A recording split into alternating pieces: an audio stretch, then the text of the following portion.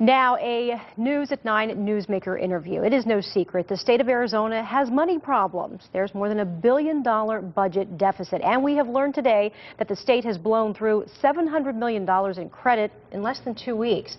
Joining us live to talk about this is State Treasurer Dean Martin, who joins us now again, and he's going to tell us really what this means for us. $700 million in 2 weeks. For most of us, that is just unfathomable. It is a lot of money. There's a lot of zeros there.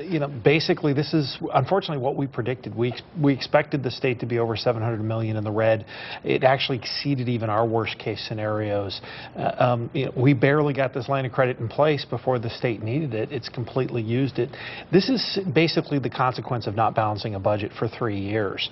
That money has to come from somewhere, and the big problem we're facing is we can't get any more. I mean, this is it. $700 million we've got.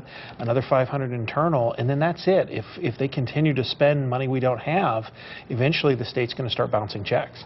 All right, now a lot of folks are saying we're going to make up this balance with raising taxes. Of course, the governor is a big proponent of that. Let's listen to a recent soundbite from her real quickly. It's coming.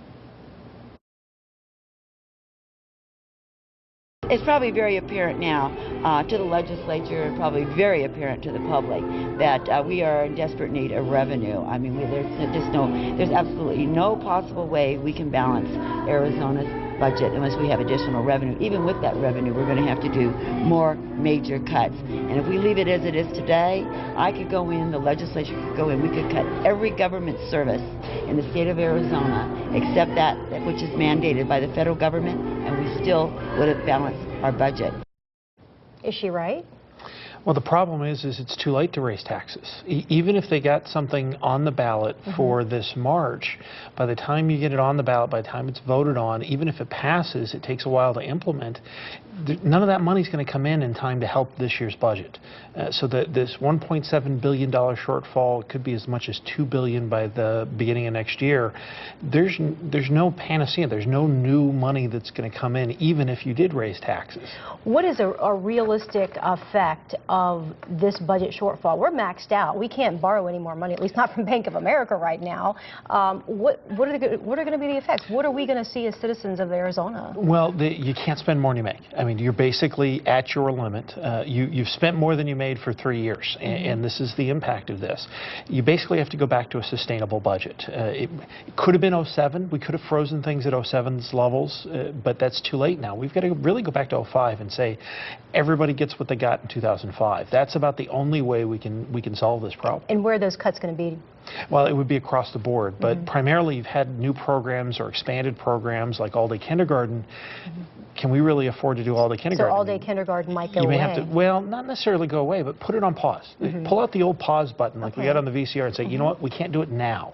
We're not going to get rid of it. It's not going away. It's not eliminated, but it's going to be on pause until the economy comes back. Otherwise, does it make a lot of sense to do all-day kindergarten and have 62 kids in a classroom? Right.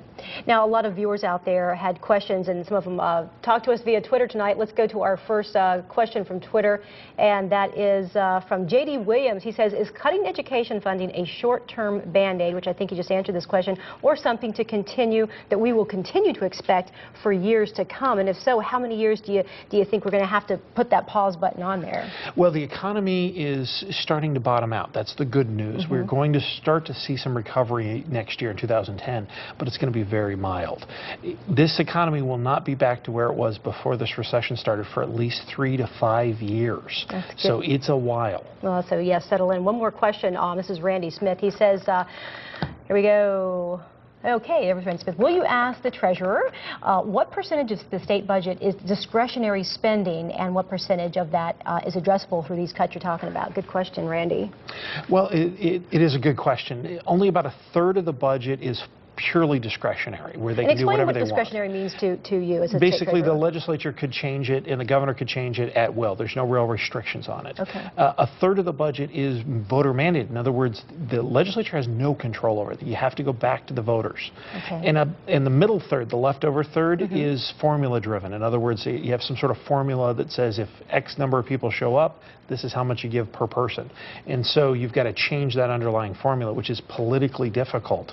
Like, how much money you give per student. Exactly. It's hard to change that formula. Well, you've got your work cut out for you right now. That's for sure. No doubt about that, as do a lot of Arizonans and Americans during this tough economy. Thanks for coming in again. I'm sure we'll be hearing a lot more from you in the coming weeks. State Treasurer Dean Martin, thank you very much. Yes, it is. All right.